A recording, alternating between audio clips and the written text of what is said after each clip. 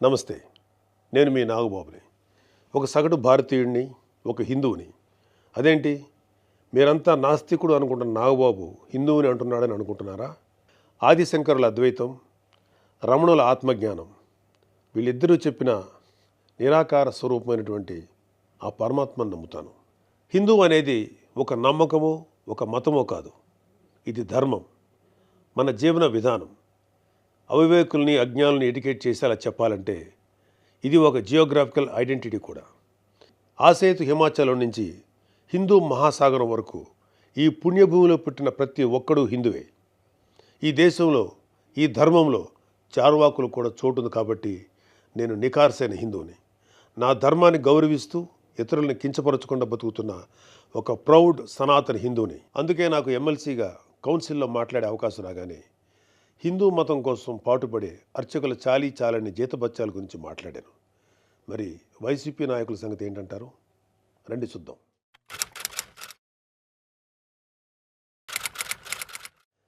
September 6, 2020 Antarvedi Shri Lakshmi Narasimhaswamy వారి రథం దగ్ధమైన రోజు. రాష్ట్ర వ్యాప్తంగా ఉన్న హిందువులందరి మనోభావాలు దెబ్బతిన్న రోజు. అప్పటి వైసీపీ ప్రభుత్వం ప్రతిపక్షాల ఒత్తిడికి తలొగ్గి కేసుని సిబిఐకి అప్పచెప్తామని చెప్పింది. కట్ చేస్తే 2023లో ఒక హిందూ హక్కుల యాక్టివిస్టు ఆర్టీఐ వేశాడు. దానికి సిబిఐ ఏం సమాధానం చెప్పిందో తెలుసా? అసలు ఈ కేసు మేము టేకప్పే చేయలేదని చెప్పారు. మసిపూసి మారేడికాయ చేయడంలో ఎక్స్పర్ట్స్ అయినటువంటి ఒక్క వైసీపీ నాయకుడైనా దీని మీద మీడియాలో మళ్ళీ మాట్లాడడం చూసారా? అయినా వీళ్ళకి అవతల వాళ్ళ పర్సనల్ జీవితాల మీద ఉన్న ఇంట్రెస్ట్ మన హిందూ దేవాలయాల మీద ఎక్కడ ఉంటుంది?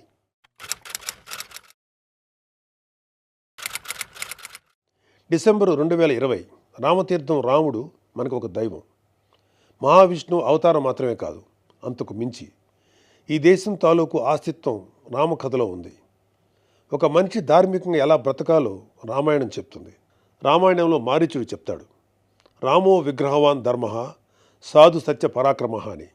ఈ భూమి మీద రాశీభూతమైన ధర్మమే శ్రీరాముడిని నమ్మే జాతి మనది. అలాంటి రాముడి శిరస్సును నరికినా పట్టించుకోని ప్రభుత్వం వైసీపీ ప్రభుత్వం. అప్పటి ప్రభుత్వం ఇన్వెస్టిగేషన్లో చూపించిన నిర్లక్ష్యం వల్ల దీని వెనుకున్న అసలు దోషులను శిక్షించలేక ఏదో నామకే వాస్తే కేసులు పెట్టి దీన్ని నీరు కార్చారు. అయినా మీకు మీ మంత్రులకి రిలీజ్ సినిమాలకు రివ్యూలు ఇవ్వడం మీద ఉన్న శ్రద్ధ రాముడి మీద ఎందుకు ఉంటుంది?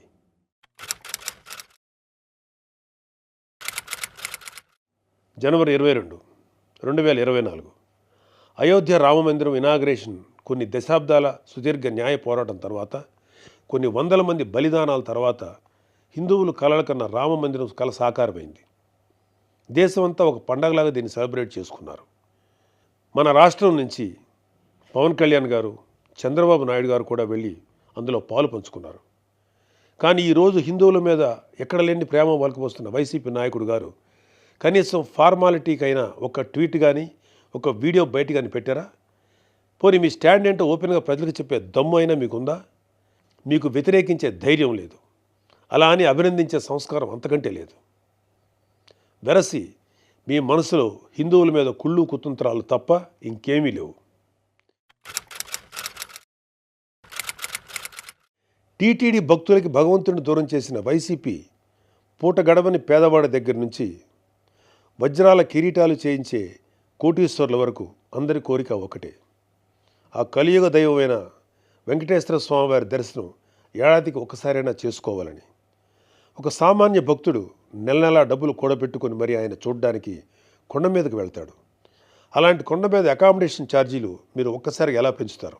నందకం, పాంచజన్యం, కౌస్తుభం, ఒకలామాత గెస్ట్ హౌసుల్లో 500కి దొరికే రూమ్ని 1000కి ఎలా పెంచారు?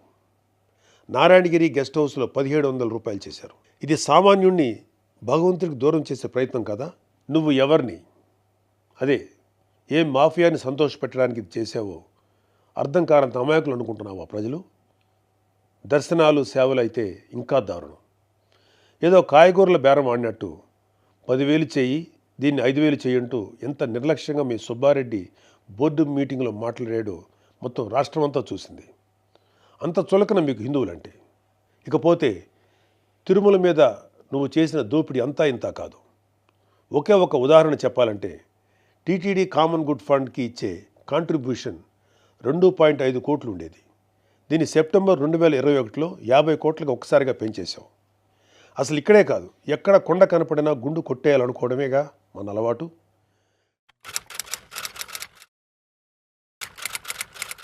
Declaration form. ప్రతి రిలీజియస్ ఇన్స్టిట్యూట్కి ఒక సాంప్రదాయం ఉంటుంది. దాన్ని గౌరవించడం మన ధర్మం. యుధా రాజా తదా ప్రజ అంటారు. నాయకులే రూల్స్ ఫాలో కాకపోతే ఇంకా ప్రజలు ఏం ఫాలో అవుతారు? అయినా బాధ్యత గురించి వైసీపీకి చెప్పడం చెవిటోడి చెవిలో శంఖం ఊదినట్టే. పవన్ కళ్యాణ్ గారు ఆయన కూతురు పొలినాని తిరుమల తీసుకువెళ్ళినప్పుడు ఆ అమ్మాయి మైనర్ అయినా కూడా ఒక గార్డియన్గా ఆ అమ్మాయి తరఫున డిక్లరేషన్ ఇచ్చారు. పవన్ కళ్యాణ్ గారి సతీమణి అన్నాగారు కూడా డిక్లరేషన్ ఇచ్చారు. ఇంత ఎందుకు, ఈ దేశ రాష్ట్రపతి అబ్దుల్ కలాం గారు కూడా తిరుమలలో డిక్లరేషన్ ఫామ్ పైన సంతకం చేసి అక్కడి నుంచి సాంప్రదాయాన్ని గౌరవించారు. నువ్వు కలాం గారి కన్నా గొప్పోడివా? డిక్లరేషన్ ఇవ్వకుండా వెళ్ళటమే కాక మీ మంత్రి వచ్చి ఆడి అమ్మ మొగుడు కట్టాడా తిరుపతి గుడి అని అంటాడా? అలా తలపొగురు మాటలు మాట్లాడితేనే జనాలు 151లో మధ్యన 5 తీసేసి 11 ఇచ్చారు. అయినా నువ్వు ఏమైనా మారావా? లేదు. డిక్లరేషన్ అడిగారు అని తిరుమల పర్యటన క్యాన్సిల్ చేసుకున్న చరిత్ర ఉంది.